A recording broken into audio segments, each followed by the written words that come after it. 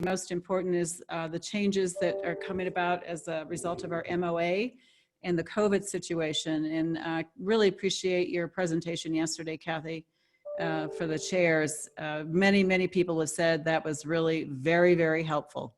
Okay. So I think faculty as a whole will really be happy to get those slides. So I'm going to try to share.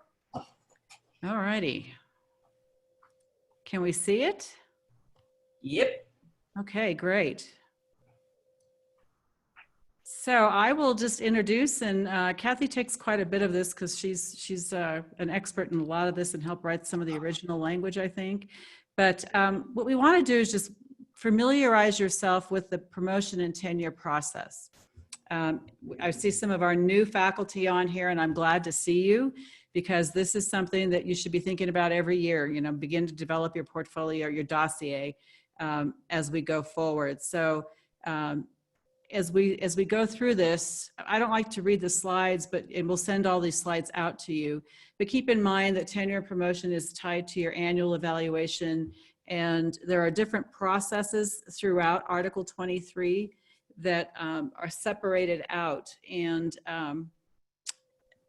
keep that in mind as we go forward. I think for me, the most important thing, I've done the 4-year dossier reviews. I'm sending out the feedback this week through email because we can't meet face-to-face, is really to make sure that all the components are there. You know what the, in my head, what your departmental requirements are, and really document so that whoever is on your committees to read them, the review panel, they really know who you are. Kathy, do you want to add anything here? Yeah, I would just say, you know, annual evaluation is about your current rank. It's what you're doing now as whatever level professor you are, assistant, associate, or full.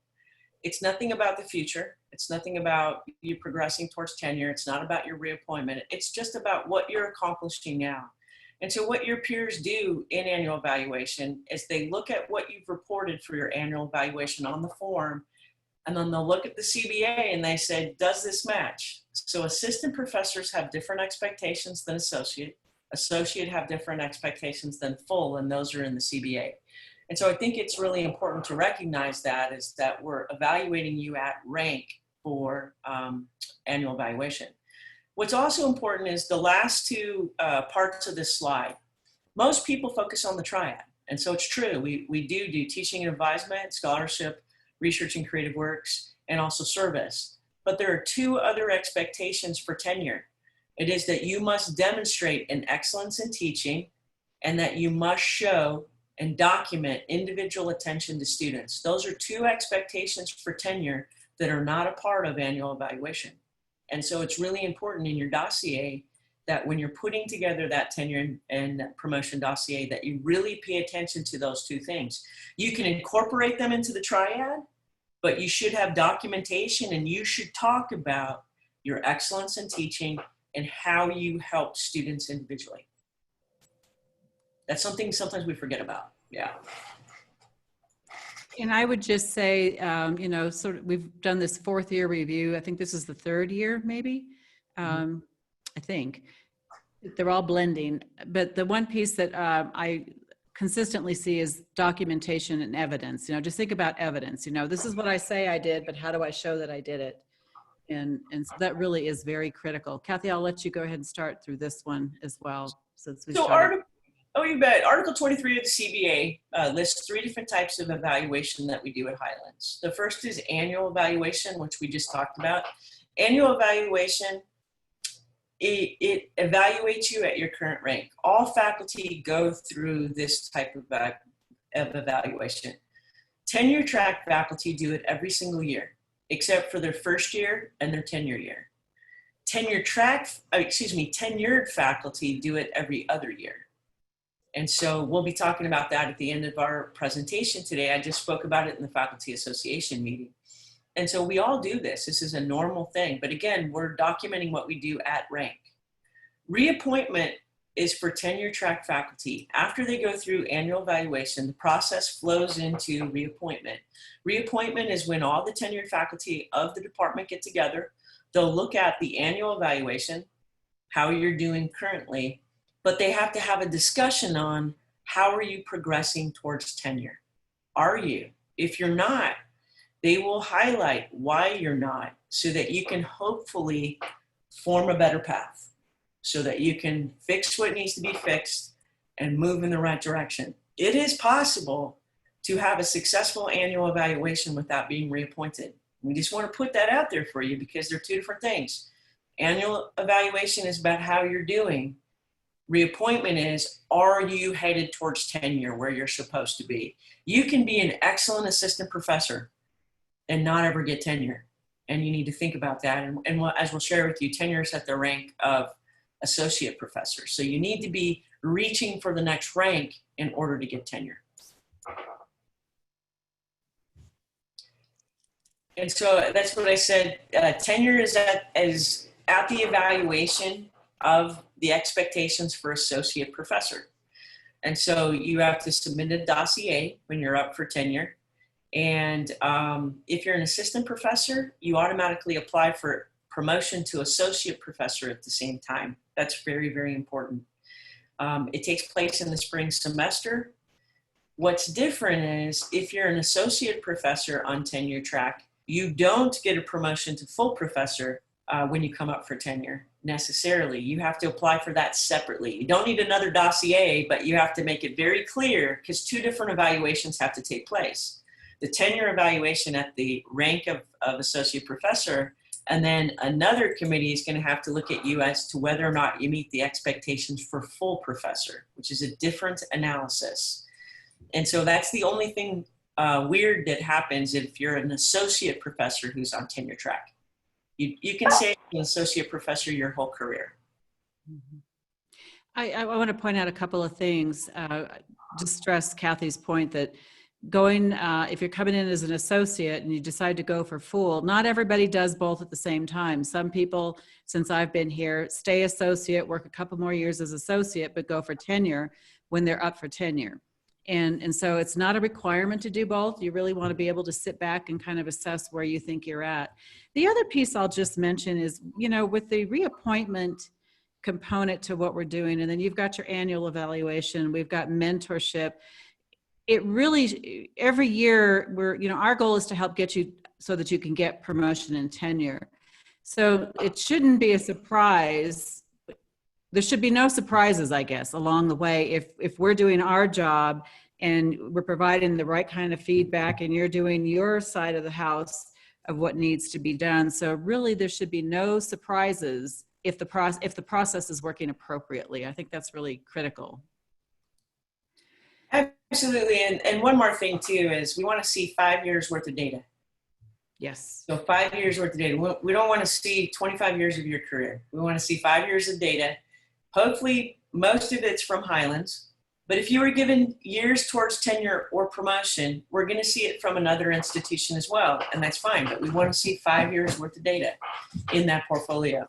And we'll talk to you at the end of the presentation today, because Roxanne put it into our slides, about what we've agreed to about tenure clock stoppage, voluntary tenure clock stoppage because of COVID.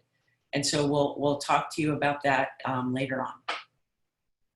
So the process is really pretty simple. You know, you've got the department and the deans review your portfolio. I always call it a portfolio. Ever I've been, it's been a portfolio. Dossier means, I don't know, it's my dossier to become the executive CEO or something. But the committee, I think once those processes happen, the final piece before it hits sort of the administrative piece is we have a tenure and promotion committee. And that is a faculty senate committee, and they review, Association committee, not a senate. Sorry, association, I'm sorry. And what happens is we have members who are elected into those positions, and we have a process where we go by where they're randomly selected to do different dossiers and committees. So each one of those subcommittees, if you will, has a chair that consolidates all the information and collects it all. But those recommendations, along with the other recommendations, come to my office. And I will tell you, one of the things that I try to do is I try to review these things as soon as I have all the recommendations from the different sources we were supposed to get. I try to review them as quickly as possible so I can get my recommendation to Dr. Minner so we can get those notifications out sooner rather than later. But Dr. Minner makes the final decision.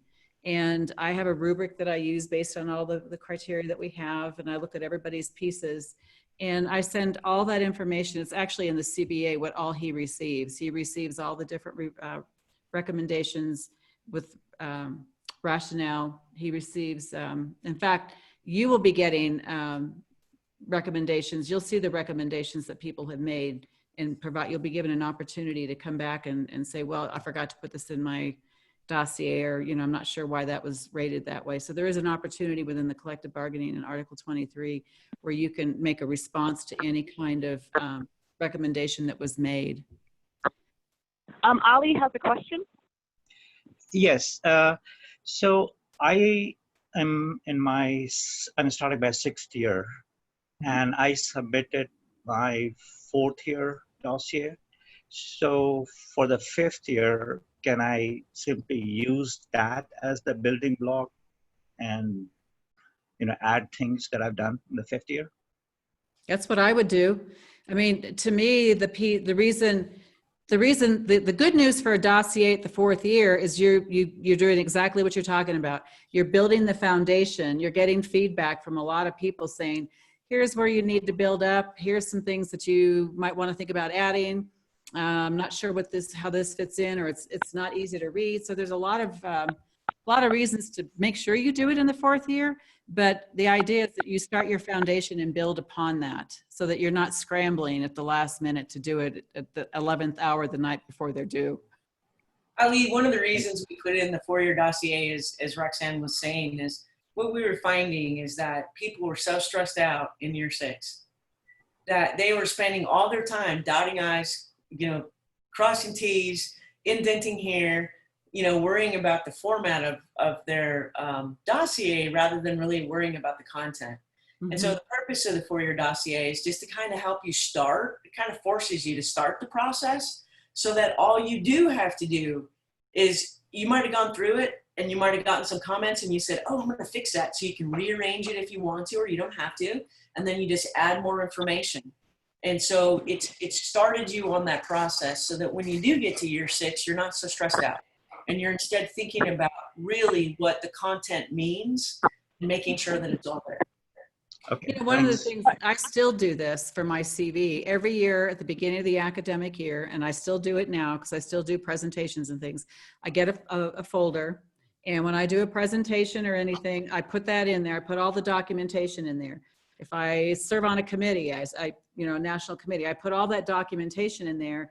And then in the spring, when I seem to have a little bit of time, I would actually build up my dossier. At that point, I did that when I was going up for promotion and tenure. And what I do now is about every 4 months, I pull that stuff out and I update my CV so that there's a constant flow of saving information and having that documentation should anybody ever question it. So start, for folks that are new, set up a folder every year and just start. Sections are right there in the it's a long day. We started early this morning. Gloria? We have some additional questions. So Eric asked if the rubric that you use, Roxanne, is available to faculty, and I believe the answer to that is no, correct? And it's a simple rubric. Just to give you an idea of what I do is I have with the chair's recommendation, the peer, the program or the review panel, and I put their scores and their comments in, and then I do mine. Okay. And then Norma wanted to know if the comments from the tenure and promotion committee are available to faculty. Yes. To the faculty being reviewed. Yeah. So all through the process, at every step, the faculty member going through tenure and promotion gets the comments, and then they have ability to read them and to respond.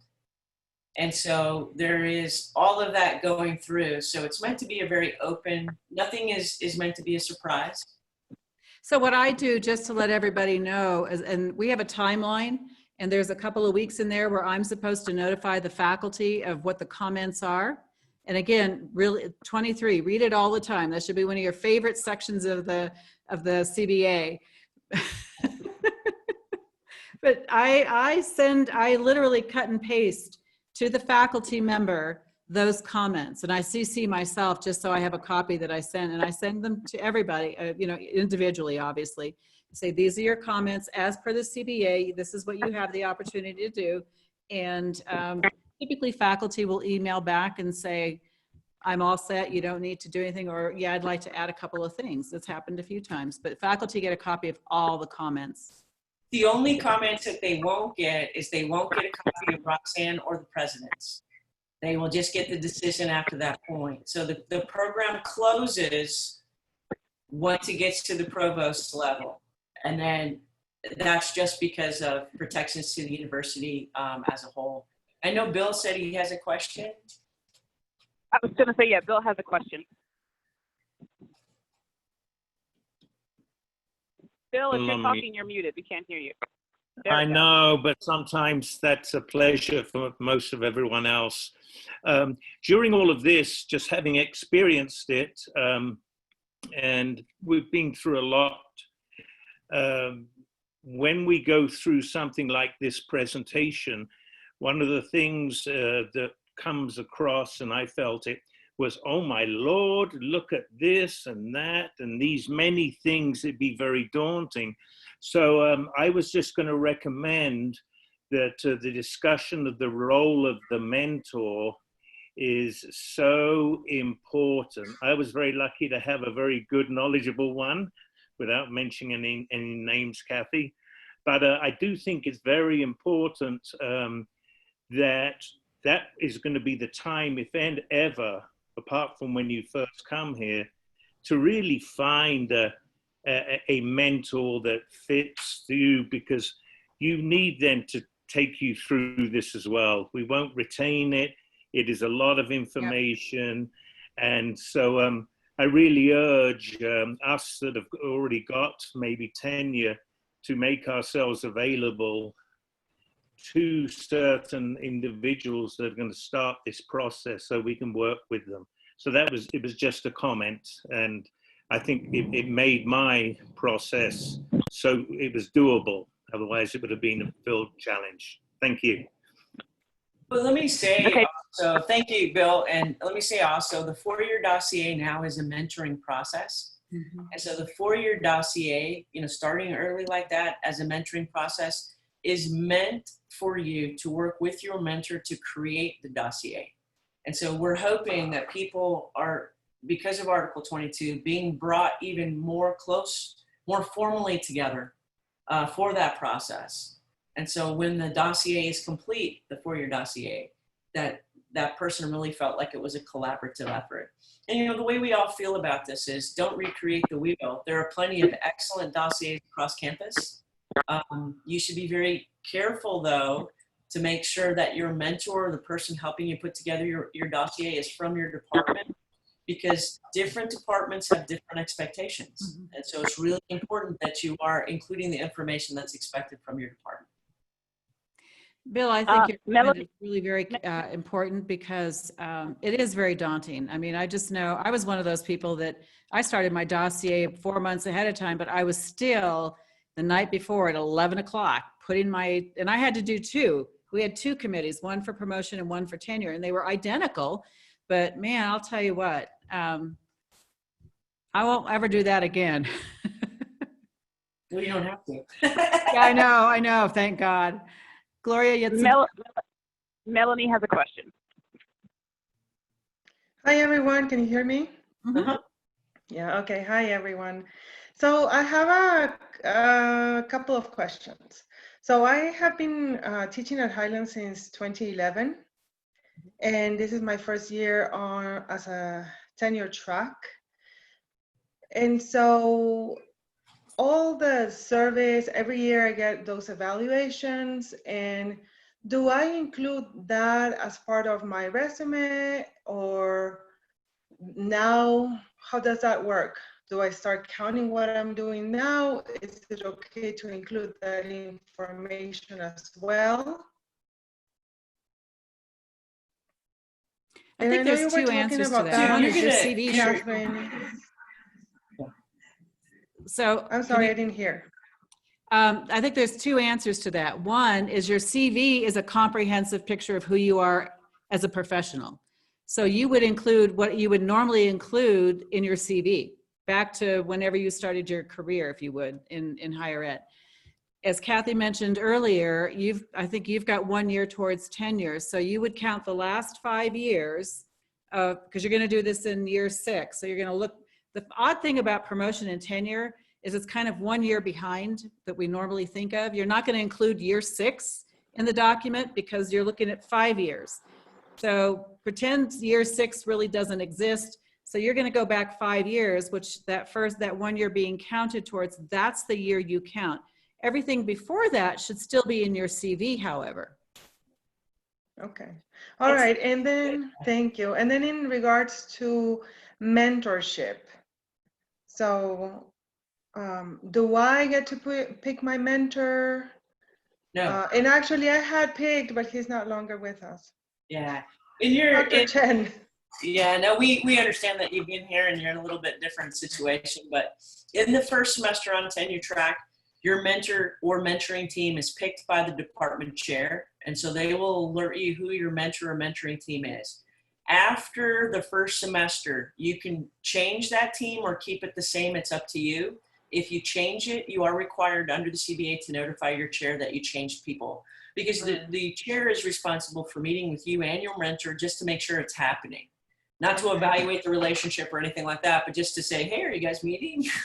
and just check in to see it's happening. Yeah, and we don't have a chair right now. So does that go then to the dean, our new dean? Yes, and I think you guys are going to go through a process when you meet next week.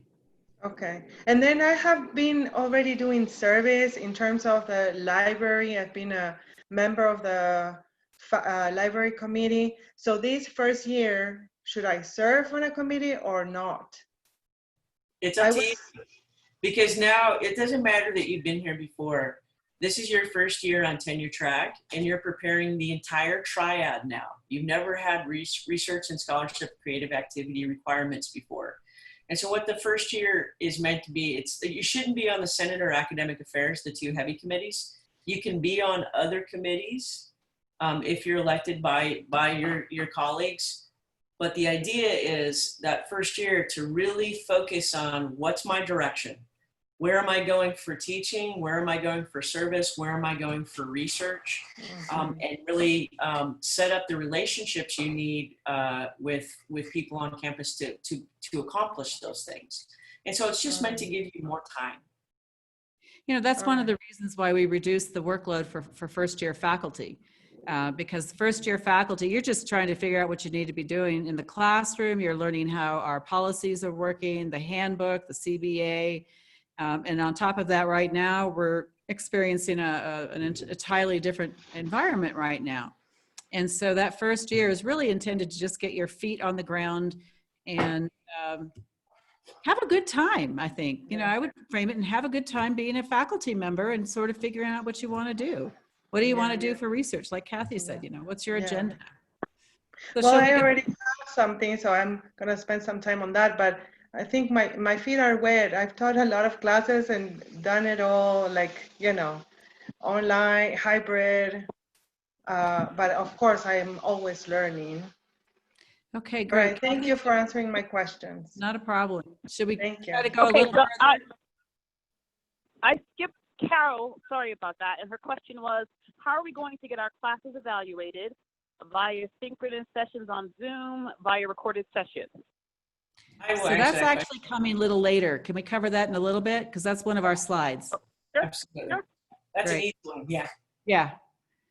So we already covered this. Did you want to go into the details, Kathy, or should we continue to go forward? Probably every one of you read this slide like 5 times already because it's been up there for a while. It's just what the tenure and promotion committee looks like because they're people from outside your department. So you've read it, so we can move on. They haven't read this one, but this again gets to that process of how we pick and who's actually on those committees, and just know that all of this is actually coming right out of the CBA, just sort of reworded to be less legalese. So there is a timeline, and I don't know if these are posted. We probably, I've downloaded all the timelines. We have timelines for each of these. So when you go to the collective bargaining, you're going to see in week 6, depending on what the process is, this is what happens, and this is when we do this, and this is when we send it out. But for promotion and tenure, this is the most important thing you need to keep in mind when you leave here today. This date of October 15th is critical if you're in your 6th year. This is important because you need to notify our office that you intend to apply for tenure, that you're going to be going through the process. And then what happens is when we get that, Priscilla will go through your records and make sure you're actually eligible. And sometimes we find that there's an error either way, but typically it's because we forget to add the years that you've been given. But this is a real important date, and what we've suggested every year is that as soon as if you're up for it for this coming year, and you're going to do it before you go to bed tonight, send an email to us and say, I'm going to apply for tenure or promotion. Or promotion. Yeah. If you miss this deadline, you're done. You do it, and you would be gone from the university. If it's tenure, you wouldn't get to tenure your follow-up year that like you do if you get denied tenure. If you're denied tenure for whatever reason, you get one more year to find another job and you get to stay at the institution. But if you decide not to participate in tenure because you missed this deadline, you have to leave at the end of May. You have to leave the institution. If you are applying for promotion to full, you won't be allowed to apply this year, even if you beg. It's like, no, you have to have it in before. So that's where Roxanne's coming from. If this is your tenure year, or if you're up for promotion this year, or you want to go up for promotion this year, don't go to bed, like Roxanne said, before you send this email, and then you won't forget. Right. And if my preference would be for you to CC Priscilla, but if you don't, if you forget, I send them, if anything like that, I automatically send them to her because she's the one who does the records check. But October 15th, but preferably tonight before you go to bed. Let's Roxanne, see. that email goes to you, Roxanne? Yes, it goes to my office. It comes to me. Because we're the ones that verify, yep, you're eligible and ready to go, and now you can start panicking. Putting your documents together. Look at Bill going, yes, yes, yes. This is a quick overview of the process. So the first thing that happens in the spring semester is the faculty member submits their dossier to their department chair. And the chair's responsibility is to certify it. And what that means is the chair is responsible for signing the dossier saying every part that's required is there. If it's not there, the chair cannot sign. And then the faculty member has to go back, fix the dossier, and add any section that's required. The required sections are in the back of the CBA in an appendix. It tells you exactly what's required in every single dossier and the order that it must be in. Then once the chair certifies it, the faculty member submits the dossier. It's done. They can never touch the dossier again until the process is over. It now is in process. And so there will be a peer evaluation. They'll make a recommendation. There'll be a chair evaluation. That chair will complete all the peer summaries, put them on a form, make a chair recommendation, send them to the faculty members so that they can see them. If the faculty member wants to make comments, great. Once that's all done, then the dossier goes to the provost office. At the provost office, the Tenure and Promotion Committee and the dean do their evaluations simultaneously. Once they're both finished and make their recommendations, then that goes, then the dossier is already with the provost. So then the provost compiles it all, uses her rubric that she told you about, sends a recommendation to the president, and the president makes the decision. So it kind of just shows you how all these processes kind of combine together, and some of them take place at the same time. Just so you So can Lauren had a question about how this is going to work if we're doing all of this virtually. We're gonna get to that later. Yeah. Okay. We got you covered. I have a question. So we don't have a chair. Should I send my dossier to the dean? You're gonna have a chair. You can't not have a chair. So you will have a chair. Give it to Monday. Okay. You will have a chair. So I do want to say about this slide. We want to cover some information on this slide, but it is going to be altered by COVID. which we're going to bring in the rest. But you should realize that, you know, teaching is a huge part of our university mission. It's the main thing that we do because we're a comprehensive institution. And so every tenure track person is required to be evaluated by the tenured faculty of their department, the chair, and the dean. That's really, really important. The dean has the ability to give a designee. The only reason a chair would not evaluate is if the chair is on tenure track. And so that's important because tenure track faculty always can volunteer for this process. They don't have to do it, but all tenured faculty do. We decided this year we didn't want to waive this requirement because it's such a critical piece to the development of faculty. And so we'll have special rules that we'll talk about there. But the big part of the slide is, as a tenure track faculty member, if you haven't seen somebody in your classroom or seen somebody, if you haven't seen the dean evaluating, the chair evaluate, your tenured peers, reach out to them and say, hey, could you do some evaluations? Now, technically, it's their responsibility. And if they don't do it, they're violating the CBA, you are not. But it's better for your dossier if you have the strength of their observations in there, right? Because you know that your peers are the ones evaluating you. So you're already going to know all the way through your process every single year what they think about your teaching, which is the big part. And so encourage people to come see you if you haven't heard from them. So what I will say is this year's 4-year reviews, this piece was missing in a lot of the dossiers. And that's, we're in year, you know, finishing up year 4, we're going into year 5. So this has got to get tended to this year. Yeah. So we do all have to do it. So please do remember that. And so this is just what I said, so we can move on. I know we're a little bit behind. So the TRIAD, teaching and advisement, one of the things I'll just kind of bring you lessons learned over the 4-year dossiers over the last few years. A lot of people talk about teaching, but the one piece in their 4-year dossiers they always forget about is the advisement. I think Kathy mentioned earlier, the two go hand in hand, the scholarship, research, and creative activities.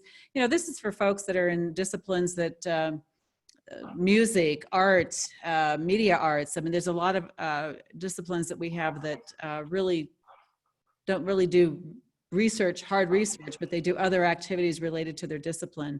And then, of course, the service to the university, student body, and community. And when I think of community, I also think of not just, you know, I'm on the animal shelter board here, but service to your discipline. One of the things we heard from the counseling team was that the faculty need to be more involved nationally and locally at the professional level. You know, tenure and promotion is really not just about here at Highlands, but it's also that recognition of you as an expert, if you will, in your profession. So don't discount that either. That becomes very important. Kathy, you want to cover some of these? I feel like we got to rush to get to the MOA stuff. The MOA stuff is important, but teaching and advisement, teaching is the paramount responsibility of all faculty at Highlands because we are a comprehensive institution. And so it's the part of the dossier that you really need to develop the most. It should include information, as Roxanne says, that not only are you talking about what you've accomplished, but that you have documentation to show that you've accomplished those things. And so you want to start thinking about this now. What evidence do you have as an academic advisor? I'll see dossiers sometimes where someone says, I advise 150 students. And it's like, really? I find that hard to believe, you know? And it's like, but if you can show us information about what you do, that's more powerful than just writing a sentence. What's your regular course instruction? Have you developed any new courses? Do you teach independent studies or directed studies? If so, how often? Because that's very student-centered. That's not a credit to our workload directly. That shows that you're working and doing things for your students. That was one of those criteria I told you about, working with individual students. That's so critical for tenure and promotion. Not are you holding your office hours, but do your office hours meet your student needs? One of the things we don't want to see in a dossier is, I hold 5 office hours spread over 3 days all semester. It's like, well, you have to. That's a part of the CBA. But what do you do in your office hours that makes them unique? Do you do extra things? Do you do all your hours arranged that we're all required to do outside those 5 hours? Do you do extra things? Do you meet your students? Do you email them? Do you set up Zoom What is it about your office hours that help you with your advisements especially? And then of course, are you supervising graduate or teaching assistants? Are you working with them? Are you doing any sort of professional development related to teaching? And one of the things you're going to see is professional development is a key piece of all areas of the TRIAD. And sometimes you can go to one conference and it'll count for professional development in 2 different places. The big thing to remember is one piece of evidence can be 2 things or 3 things. And it counts for all 2 or 3 things. And so you can put it in more than one place in your dossier if it's supporting what it is that you're talking about. And that's really important because some people really have a difficulty in doing that.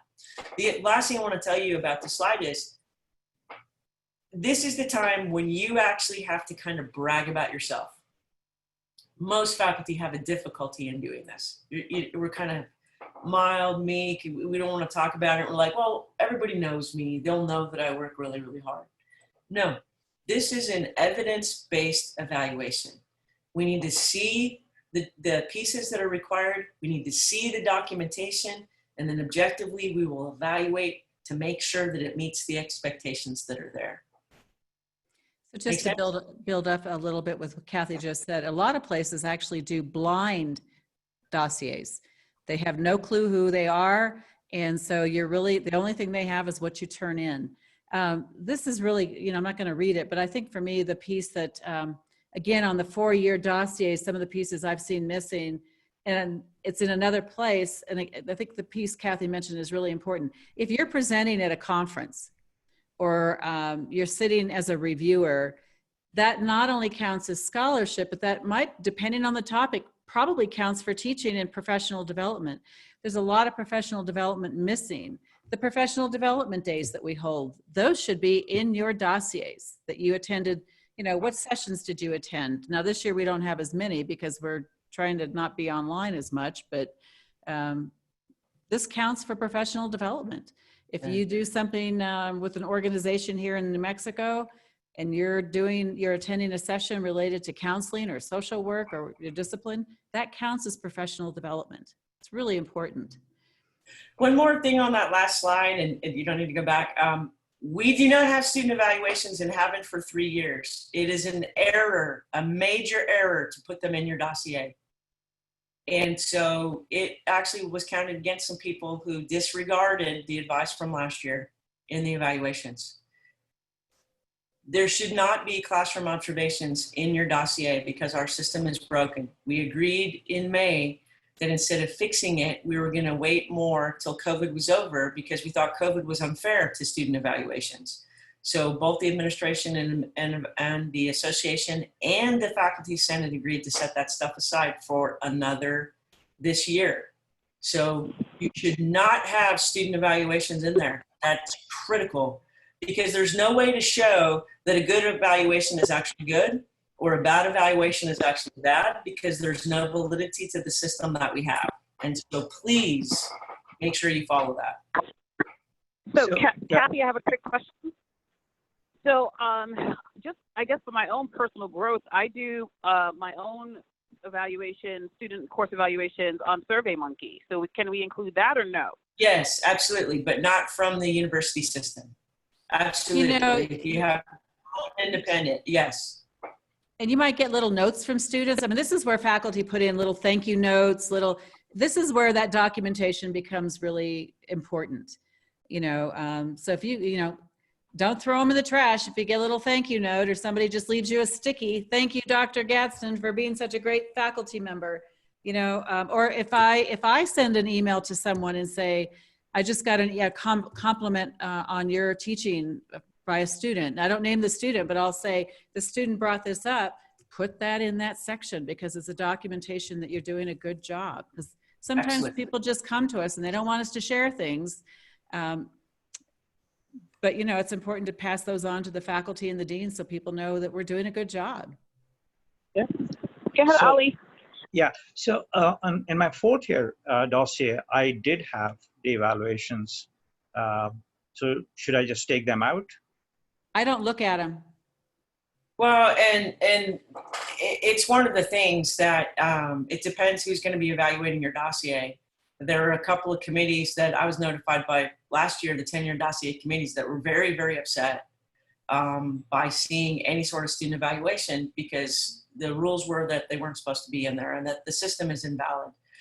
You know, Gloria, in your case, so Ali, I would take them out. Gloria, in your case, the evaluator's going to know, oh, okay, she's doing her own independent. It's not as objective necessarily, and so that they can evaluate that. So we've never stopped anybody from doing their own observations, but the standardized course evaluations that we've done, we've decided to set them aside this year as well.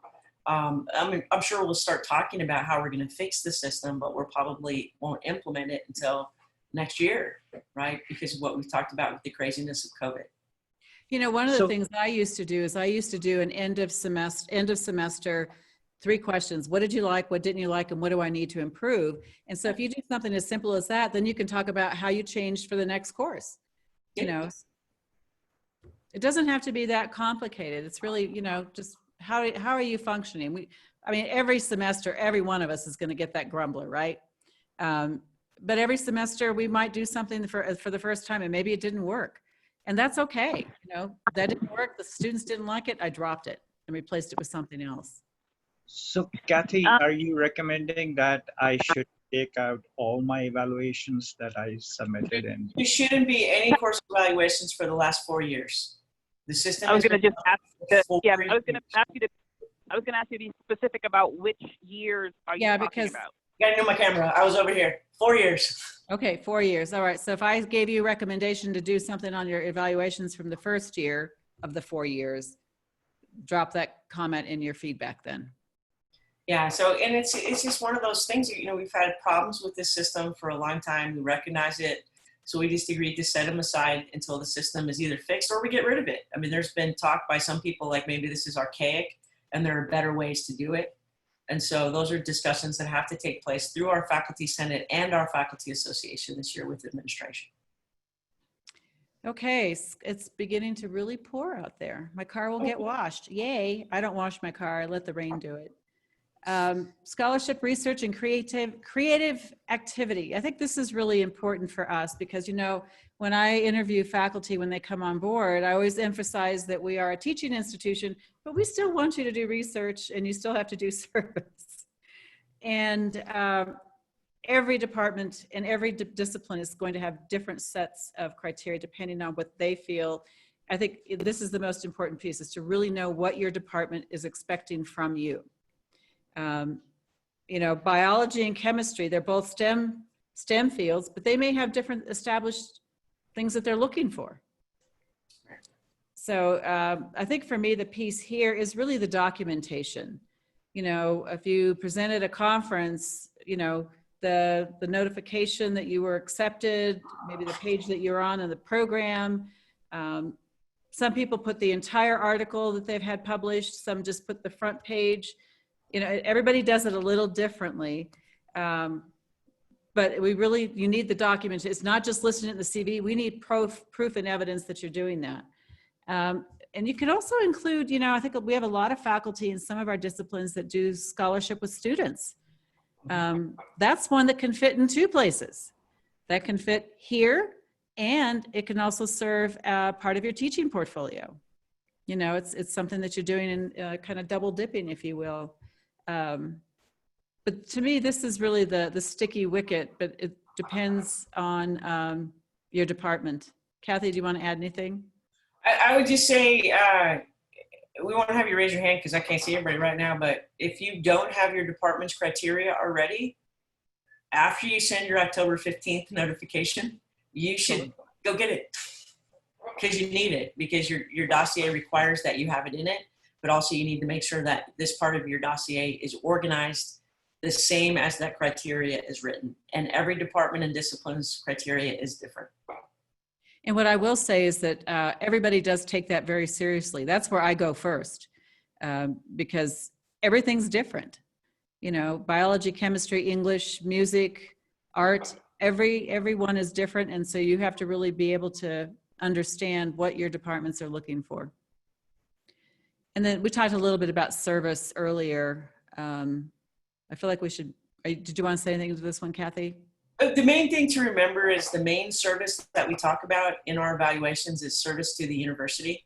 And so it's not service to your profession. That counts, but it's not as important as service to the university.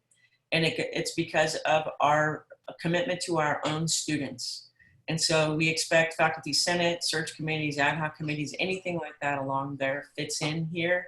That's in that section. And then put in your service to your profession and all those other things. But service to the university is the #1 priority of service.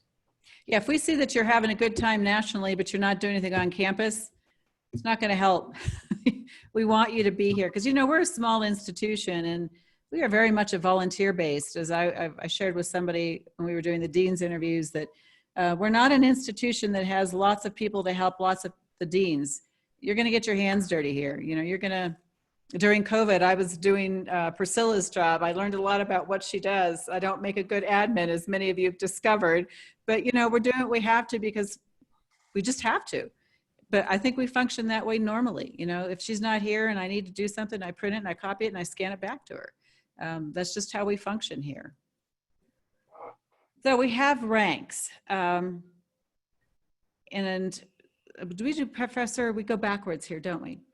Yeah, so starting at the highest rank. So these are the basic criteria of what you need. I mean, at all levels, we need the terminal degree. For me, the professor rank is really being a professional, really knowing your discipline, really just, you know, being that content expert that other people in your department would go to you for, just to get ideas that you are, you really have that high level of expertise in your field. Now, we're not an R1, so, you know, we don't have that sort of expectation that you're going to get $5 billion worth of grants every year and go work for NASA. But we do want to make sure that your scholarship and creative productivity are in alignment for what we would expect of a full professor here at the university. I think the piece Kathy mentioned earlier is really critically important. You're coming in as, those that come in as an associate, you're working towards to be at the level of associate. So when you're going for a professor, you're going from associate. When you put your documents together, it should be at the level of professor. Not you're going to get professor and now you're going to work towards it. You need to be at that level. And I think that's critically important. And really at that level, when you're looking to go for professor, you know, you're really seen as a leader on campus. You know, it's somebody that they know that, oh gosh, we need somebody to be able to help us with this search, or not the search, but we're looking for somebody who can really help build out a program. Or, you know, somebody wants an expert from the university to talk about this at NPR or a local radio station. Those are the folks that we go to. Anything else, Kathy? Well, that's good. I think we need to speed it up, Roxanne, because we're running out of time. Okay, associates the next level down, assistants coming in. There we go. We really need to get to the MOA stuff. So this is important here. I think the most important piece here is this: if you're going to get denied tenure, this should not be a surprise. Yeah. It should really, if we're all doing our job, including you, it should never be a surprise that you are not going to be getting tenure. I want to say a little bit about that too, just real quickly, is, you know, the reappointment process is a very serious process. And if you feel as a tenured faculty member that somebody is not progressing, you need to be honest with them, because it's not fair for a person to come up for tenure and get denied. It shouldn't be a surprise. And unfortunately, every once in a while it is. And so, you know, it's heartbreaking for people, but, you know, this is a journey. We have mentorship. That mentorship program is meant with the reappointment process to help guide people and develop people in the right direction, meeting the department's expectations. And so that's where we completely agree with what Roxanne just said. It should never be a surprise. But in order for it not to be a surprise, the reappointment process must be honest. Mm-hmm. You're not helping anybody out by telling them that their research is weak. If you see somebody whose research is weak, be honest and say, hey, I know you're working on it, but it's still not there. What can we do to get you to point B? What do you need to do? And so that's where the mentorship piece really comes into. Well, and I think this is where the fourth year piece comes in as well, because you still have time to catch up. You know, it's only a year, but you can do an awful lot in a year. And we're going to talk a little bit about the COVID and the cyber attack situation in a few minutes, because that's its own problem. But normally that 5th year gives you an opportunity to fill in some of those gaps that maybe you have in your documents.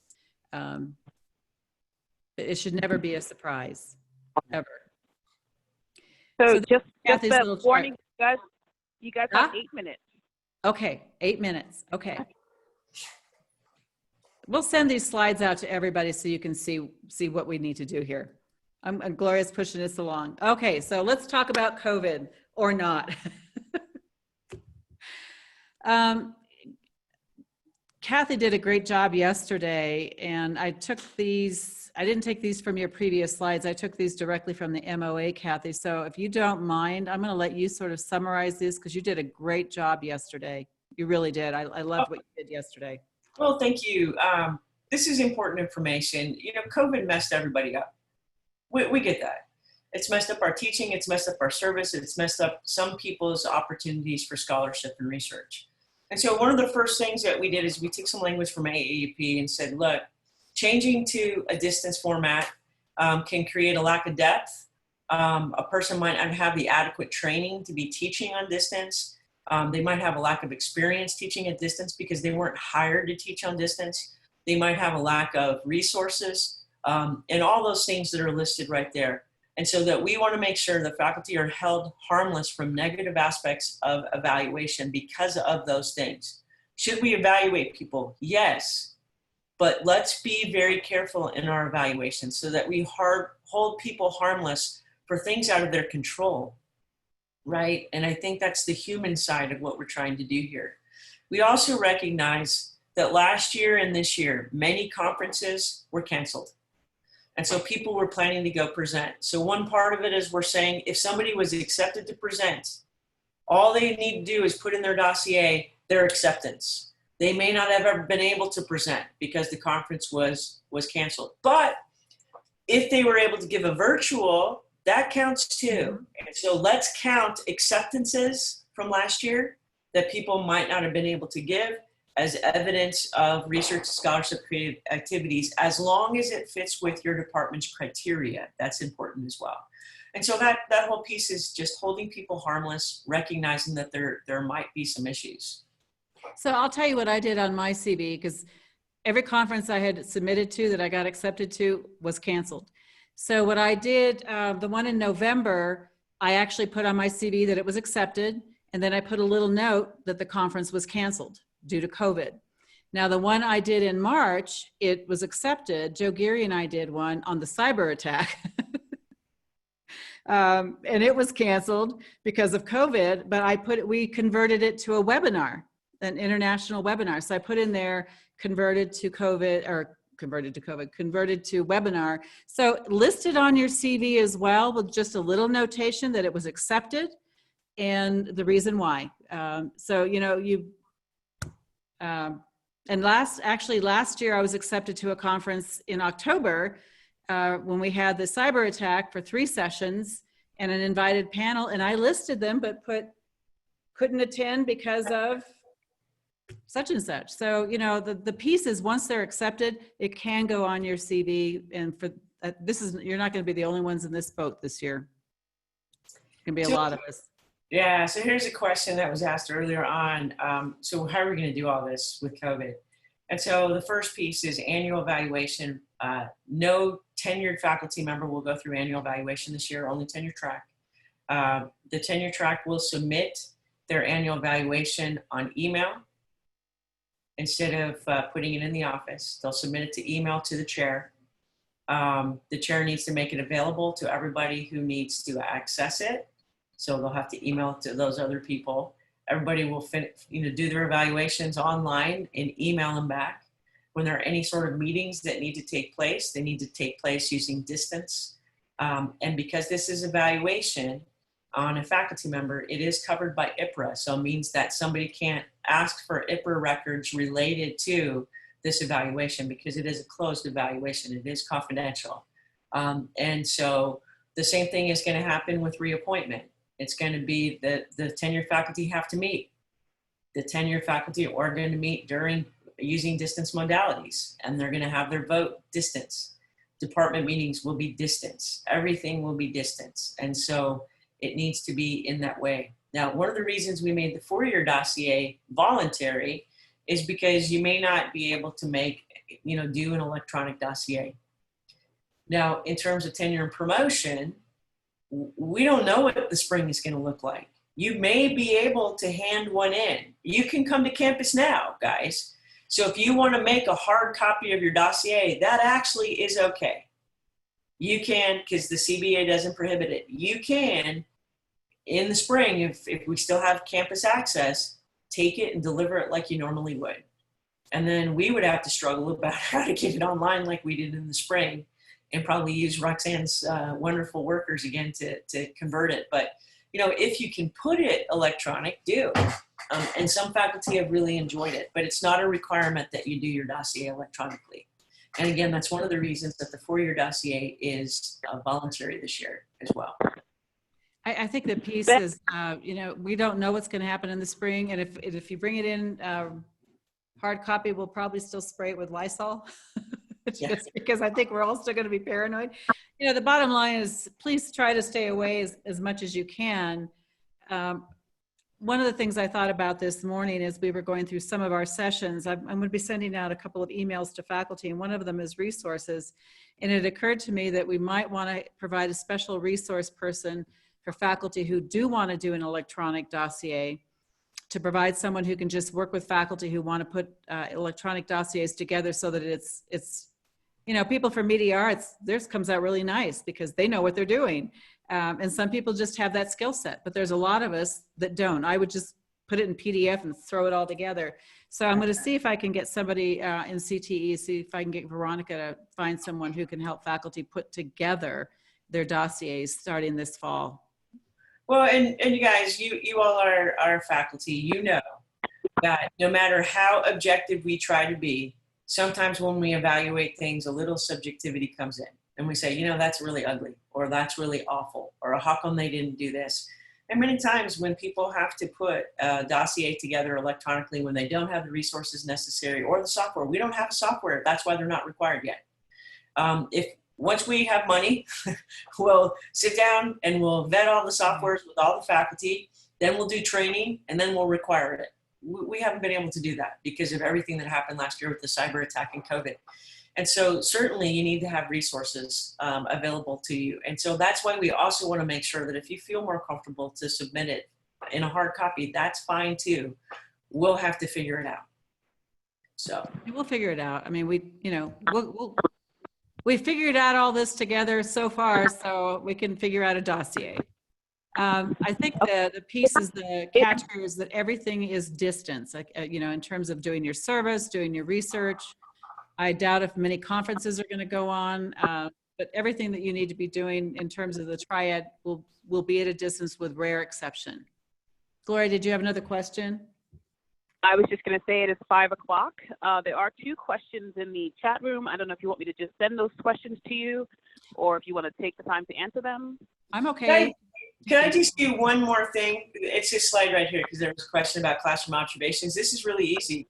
We're mostly distance, guys. So there's 2 different ways you can be distance. Number 1, the person can be teaching on Zoom. And so if you're teaching on Zoom and you need to have your class observed, all you need to do is send a recording of one of your courses to the tenured faculty and say, please use this. That's easy. Zoom is recorded. If you're doing asynchronous, some sort of hybrid, or using some modality that is not Zoom, and we have all those in the university as well, then the faculty member doing the observation is going to need to ask the chair and the dean for permission to access your website. They'll go onto the website, and instead of observing you teaching, they're going to be observing and evaluating the website, the discussion, whatever modalities in that website that you're actually using, and that's the evaluation. So again, Zoom is a recording. Anything besides Zoom is an evaluation of website, and you'll have to get permission to have access to somebody else's Brightspace. And that permission will come. It's a part of our MOA. I think the last piece is this one right here. Gloria, we can send the questions and Kathy and I can vet the questions if you want, but this is really important. Okay. We actually put this together. We put this together in the cyber attack, actually. Yeah. And we reconstituted it because of the cyber attack. So this is really important for you to spend some time thinking about on how what decisions you want to make for yourself. There's a lot of things to think about. What are the implications of this? And, you know, do you want to delay? Do you want to keep going? And I think a lot of your decision making will probably be driven by what the experience was from spring and what your experience is going to be early fall. But please, we'll send these slides to the entire faculty, CBA faculty, so that they've got these slides. But this one I think is one that's going to be kind of a tough call, but you've got some options here that you need to think about. Thank you, guys. Thanks, Gloria. Gloria, did we not get you sorted out with the computer yet? Oh, no, I've still been waiting. Okay, I'll wait this also for the laptop. Yeah. Okay, I will see if we can get that sorted out because you cannot do academic affairs this way. So yeah, no doubt. Hey, so I'm willing to stay on if everybody, you know, anybody has questions. I am as well, actually. We can get anything answered that needs to be answered. Okay. It's up to you. Why don't we go to those questions that were in the chat box? Ben had a question. Sorry, I copied and pasted it, so let me pull up where I did that. I will Ben's be right question back. was- I'll be right back. The president's at my door. Be right back. Okay. Okay. For the fourth year dossier, do we also need to send an email by October 15th that we intend to submit? No, it's completely voluntary and it's a part of the mentorship program. It is not a part of evaluation. And so all you would be doing anyway is talking to your mentor and say, you know, I don't think I'm going to do it. I would encourage you, if you don't want to go through it formally, which we understand why it's more of a burden, I still think you should think about it because, again, one of its purposes is not to think about going through it formally, but think about what you're going to do to put it together so that you start before year 6, because the stress that people feel in year 6 is tremendous. And, you know, I've seen people, you know, rip apart things because they're like, I can't make it indent. And they're worried, you know, about how Word is working, you know, while they're typing rather than the content that they have instead. So it really does remove a lot of stress, but we recognize that it would be very stressful too to go through it electronically or like, what do we do if people don't have scanners at home? It's a big deal. And so we recognize that. The one process that we have the ability to postpone then would be the 4-year dossier. With tenure and promotion, we've also given people that opportunity of pausing the tenure clock because there might be an impact. The impact could be a scanner, you guys, because not a lot of people have access. But if you can come in and, you know, into the office and use the equipment because things clear up a little bit, then work on it because you'll be happier the sooner you get through the process. If you keep postponing it, you'll just keep, you know, increasing your stress. Okay, Rebecca Alvarez had a question. Is it possible to have a main folder as a physical folder and then supporting documentation like syllabi, publications, etc., on a jump drive? I would think, though, I don't think that would. I mean, it would be fine if you did it that way, but the problem is access. You know, with the evaluation, if it's electronic, what's going to happen is it's going to be emailed to people, the entire thing, and we can't email a jump drive to every single member of the tenure and promotion committee, right? And so what we normally do is, if it's a hard copy, then the tenure and promotion committee either have to go into the office to evaluate. No, last year we were in the midst of complete shutdown by the governor. That wasn't even an option, cleaning and doing things. Roxanne's office actually put everything on and made one dossier electronically for every single dossier that was submitted, hard copy. So I think mixing the media would work if it was a face-to-face thing because people could look at the jump drive. but we honestly, we're only allowed to have one document. Let me be very clear. There can only be one document that's evaluated, only one. And so we need to make sure it's consistent. Carol's question is for the tenure. Do we count time, classes, et cetera, as a visiting assistant professor? No, well, unless you were given years towards tenure. If you were given years towards tenure, you do. But if you were not, you only use the time on tenure track. Okay, I think that's all the questions I see. Did I miss anyone? If so, just go ahead and open up your mic. Justine has. Gotta remember that trick. I was wondering why the COVID tenure clock adjustments aren't being extended to all of the faculty, just the ones going up in the next 2 years. It's only because it's not that it wouldn't be. We didn't want to extend it forever for everybody, because then no one would ever get off tenure track. And so what we're doing is very carefully. At first, we did it for a year because of the cyber attack, and then we're like, whoa, now we have COVID. And so the faculty actually voted, let's do this for 2 years. It was a faculty vote. So you can come up for tenure, or you can volunteer to postpone for a year. And then after that first year, you say, oh, I need one more year. Because we don't know what the impact is on teaching, service, scholarship, but quite frankly, getting grants, right? There are so many things that can impact. The faculty want to revisit this. And so we're only doing it in short chunks of time that we can control. That's all that's happening here. I know David Samuth emailed me last night and said, Kathy, this could screw people up for years to come. And it's like, oh, you're absolutely right. And we're going to have to keep revisiting this. It's the right thing to do to have a voluntary tenure track clock stoppage, because we want everybody to meet the high ideals of standard, of tenure, the high standards of tenure. But at the same time, we have to be humans, right? And say, wow, this is a crazy time. We don't know what's going to happen with opportunities for people. And so it's not an absolute just 1 to 2 years. That's all we've negotiated right now. So Kathy, I have a really quick odd question. So if you decide that you want to do the stoppage, but then you change your mind after October 15th, you can't do that, right? No, Okay. you can't. And here's why when you go through the voluntary, when you say you're going to do a voluntary clock stoppage, you automatically have to enter into annual evaluation and reappointment. Remember, that's on the slide. And so you're automatically in a different assessment system, so you can't change your mind. And so you're off for that year. All that happens is the next year you'll go up and you'll have 6 years of data instead of 5, because you are required to put your clock stoppage year worth of data inside the dossier. And so you just show you're being productive that year. Yeah. It's an important decision, and I would suggest that people really think about this and, make a pros and cons list as to why you would do this.